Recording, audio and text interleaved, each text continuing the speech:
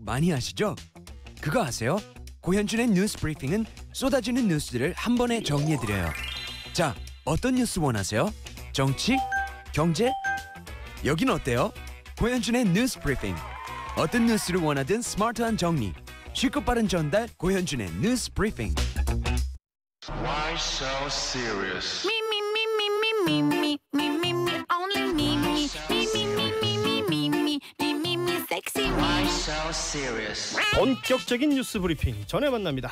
뉴스 전 빅커뮤니케이션 전민기 팀장 오셨습니다. 안녕하십니까? 네, 반갑습니다. 전민기입니다. 이게 전자를 강조해야 되겠더라고요. 왜요? 그러니까 뉴스 전이니까요. 네.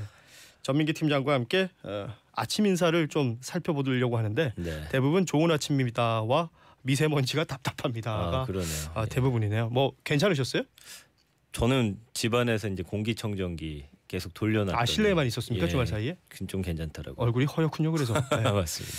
자, 아무튼 미세먼지 건강 유의하시고요. 오늘도 헤드라인부터 살펴보도록 하겠습니다. 네, 오늘은 유치원 개학 연기 관련 헤드라인이고요. 거기에 북미 회담 이후 우리의 정부의 역할에 관해서 조언한 소식이 있고 최근 이슈들도 전하겠습니다. 네. 일단은 유치원 얘기를 안 할 수가 없는데 네, 오늘이 이제 개학이 되는 날이죠. 그렇습니다. 그런 가운데 지금 일부 사립 유치원들이 지금 개학 연기를 선언했는데 그 중에 비리 유치원으로 지목됐던 유치원들이 대거 포함이 돼 있습니다. 그렇습니다. 그러니까 국민의 공분을 샀던 비리 유치원들이 개학 연기 투쟁에 지금 대거 참여해서 논란이 되고 있는 겁니다. 어제 낮 기준으로 해서 정부가 발표한 유치원 중에서 비리 유치원 75곳이 지금 포함이 돼 있는 거고요. 네. 부정비리가 적발된 이덕선 한유총 이사장이 설립한 유치원도 여기에 포함이 돼 있습니다. 지금 반성은커녕 사적 재산권 보장을 요구하고 있어서 많은 국민들이 공분을 사고 있고요. 개학 연기 참여 유치원들이 에듀파인 도입 같은 것으로 이 비리가 더 드러날 것을 지금 우려하는 거 아니냐 이런 비판이 나올 수밖에 없는 상황입니다. 네. 한겨레가 관련 소식 다루고 있습니다. 비리 유치원 반성은커녕 개학 연기 대거 참여라고 헤드라인 뽑았습니다. 그렇습니다. 이게 또 지금 보니까 한유총 측하고 네, 그러니까 정부 측에서 집계한 개학 연기 유치원 개수가 달라요. 너무 다릅니다. 이 그러니까 차이가 이게 큽니다. 예. 혼란이 예상됩니다. 그렇습니다. 교육부가 어제 개학 연기한 사립 유치원이 지금 381곳이라고 밝혔거든요. 그러니까 불과 하루 전인 2일에는 190곳으로 발표했습니다. 그렇죠. 근데 이제 한유총은 지금 1,533개 유치원이 연기하기로 했다 이렇게 밝혔어요. 그러니까 전국 사립 유치원의 지금 40%나 되는 거고 교육부가 집계한 것보다 4배나 많은 수치거든요. 이러다 보니까 학부모들의 혼란이 굉장히 커지고 있는 상황이고요. 이 집계조차 제대로 안 되다 보니까 국민들이 지금 이제 화가 많이 나 있습니다. 조선일보가 관련 헤드라인 다루고 있습니다. 381곳, 1,533곳 이렇게 물음표를 달았네요. 조선일보가 오늘 이 관련 사설을 실었는데 네. 정부를 비판하는 사설입니다. 그러니까 민노총의 폭력 사태는 가만두면서 그 사립 유치원 사유재산으로 교육에 일바지하고 있는 이 사립 유치원들은 겁박을 하고 있다. 네. 이런 내용의 사설인데 글쎄요. 조선일보가 이 사건을 바라보는 관점은 그렇게 되나 봐요. 비난받아야 할 대상이 좀 반대로 되지 않았나 싶네요. 그렇습니다. 2차 북미 회담 이후 소식들도 많이 있는데 우리 정부의 중재 역할이 커졌다. 네. 여기에 대한 전문가들의 조언을 한국일보가 다루고 있습니다. 문 대통령 김정은의 핵 농축시설 해체 설득을 이렇게 제목을 정했습니다. 결렬 이후 지금 회의론과 낙관론이 동시에 나오고 있습니다. 이제 세계적으로도 그렇고요. 국내에서는 좀 더 극단적으로 지금 평가가 나뉘고 있는데 네. 태영호 전 영국 주재 북한 대사관 공사는 최종적으로는 핵보유국 지위를 북한이 원하는 것이다 분석했고요. 북한의 핵시설 은폐 의혹도 재차 제기했습니다. 반면에 이제 유시민 노무현 재단 이사장이 인터뷰를 또 실었는데 열매를 맺지 못했지만 열매를 맺을 수 있는 가능성은 더 커진 것이다 이렇게 낙관했습니다. 다양한 분석들이 나오고 있는데 일단은 서로의 카드를 이번에 제대로 확인했죠. 그리고 대화 분위기가 좀 이어질 것으로 예상이 되기 때문에 이 분위기가 식기 전에 대화를 이어가야 한다는 것이 중론이고 그러다 보니 우리 정부의 역할이 또 강조가 되는 이유입니다. 그렇습니다. 네. 이 대화의 불씨가 살아있다는 데는 이견이 없는 것 같아요. 그렇습니다. 우리 정부가 이 불쏘시개 역할을 또 잘 해야 한다라는 네. 이야기도 맞는 이야기가 될 수 있습니다. 자, 동아일보 헤드라인 보겠습니다. 성인된 2000년생 공정세대가 온다라는 제목입니다. 그러니까 2000년생들이 올해 고등학교 졸업하고 대학이나 사회에 첫 발을 내딛게 됐습니다. 오늘 전국 대학이 일제히 개강을 하죠. 그러다 보니까 동아일보가 이 2000년생 공정세대 특징을 분석했습니다. 일단은 공정성을 중시하는 공정세대라는 것이고요. 또 주변과 잘 어울리는 그러니까 인사이더를 좋아한다. 그리고 사람을 사귈 때도 가성비를 따진다고 합니다. 이거를 이제 인코노미스트라고 또 신조어를 만들었고 사람 인자를 썼군요. 그렇습니다. 연애와 생활 균형을 추구하는 러라벨 세대, 러브 앤 라이프 밸런스. 그리고 24시간 스마트폰을 놓지 않는 폰연일체라고 합니다. 근데 이제 여기서 이제 우리가 주목해 볼 지점은 공정 세대라는 것이죠. 그렇기 때문에 이들이 우리 사회에서 어떤 영향을 미칠지 저는 개인적으로는 좀 기대가 됩니다. 그렇습니다. 뭐 그동안 부조리가 워낙에 또 팽배해 있었고 네네. 이 부분들에 대해서 문제 의식이 나오는데 한 세대가 바뀌면 또 문화가 바뀔 수 있는 부분이니까 그럼요. 예. 기대를 해볼 수 있겠습니다. 그리고 전국 조합장 선거가 있는데 이건 뭐 매번 나오는 이야기입니다만 또 돈 선거 얘기예요. 그렇습니다. 이제 조금 전 소개했던 공정 세대가 굉장히 분노하는 지점이 이런 그렇습니다. 부분이거든요. 예.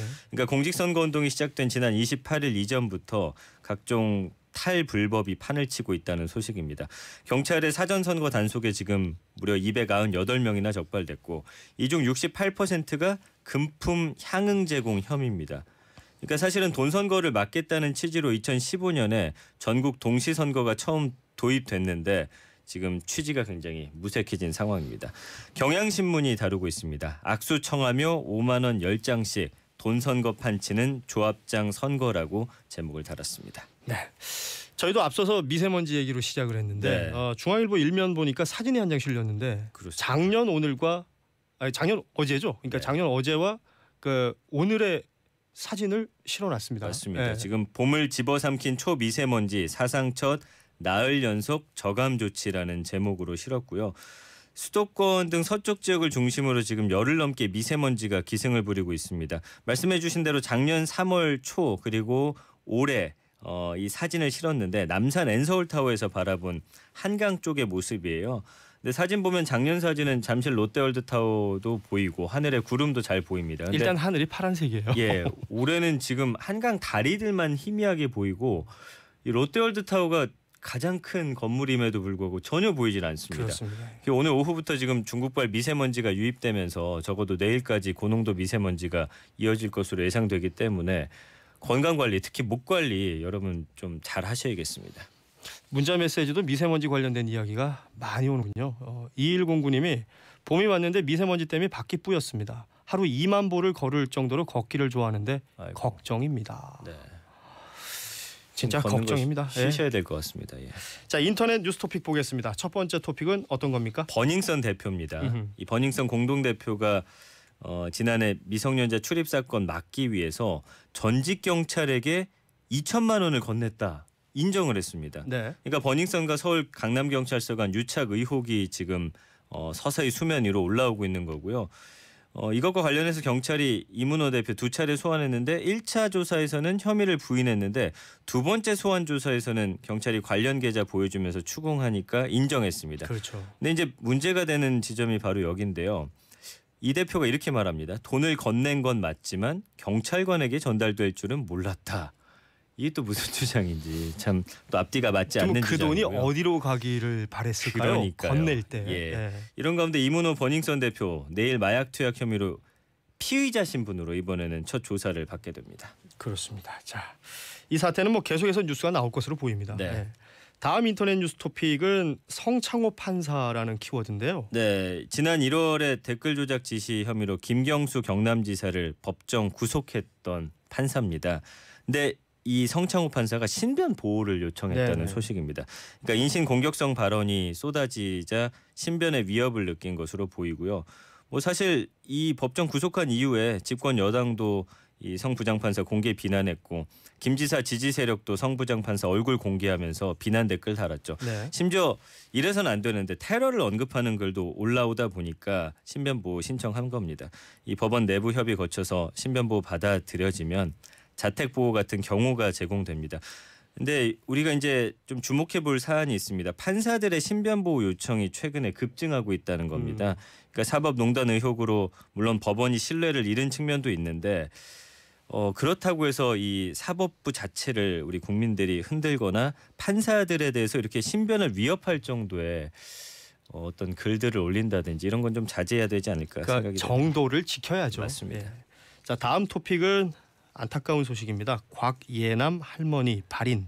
예, 그 곽예남 할머니가 지난 2일 향년 94세로 별세했습니다. 올해 세 번째로 숨을 거둔 일본군 위안부 피해자이시고요. 현재 그러다 보니까 위안부 피해 생존자 22명만이 남게 됐습니다. 근데 참 안타까운 일이 또 있습니다. 역사에 남을 만한 분이 돌아가셨는데 추모객들이 빈소를 많이 찾지 않고 있다는 그런 사실입니다. 여기에 어떤 이유가 있다면서요? 그렇죠. 이유는 뭐냐면 그 동친 목사라고 하는 이 씨가 상주 역할을 하고 있기 때문이에요. 그러니까 위안부 피해자 보상금 노리고서 곽예남 할머니 수양딸로 접근했다는 의혹까지 제기가 되고 있고 지난해 이제 그것이 알고 싶다 통해서 수억 원대 후원금을 기부금 명목으로 뭐 받아서 가로채고 어쨌든 굉장히 죄질이 안 좋은 사람입니다. 이런 의혹들이 드러나는 게 이 할머니가 전남 담양에서 태어나서 중국 거쳐서 다시 담양에서 여생을 보내셨는데 빈소가 본인의 그러니까 이 씨의 어떤 거주지인 전북 전주에 차려졌다라는 거죠. 네. 이러다 보니까 많은 사람들이 부의금 내지 않고 있고 화환을 보내는 것으로 조문 대신하고 있습니다. 한 사람의 욕심이 이렇게 역사적 인물의 가시는 길마저도 심히 방해를 하고 있습니다. 취재 기자가 현장에서 이 씨한테 그 취재를 시도했더니 내가 지금 상주인데 상중에 이런 경우가 어딨냐라는 얘기를 했다 그러더라고요. 경우 따질 입장은 아니죠. 그렇습니다. 예.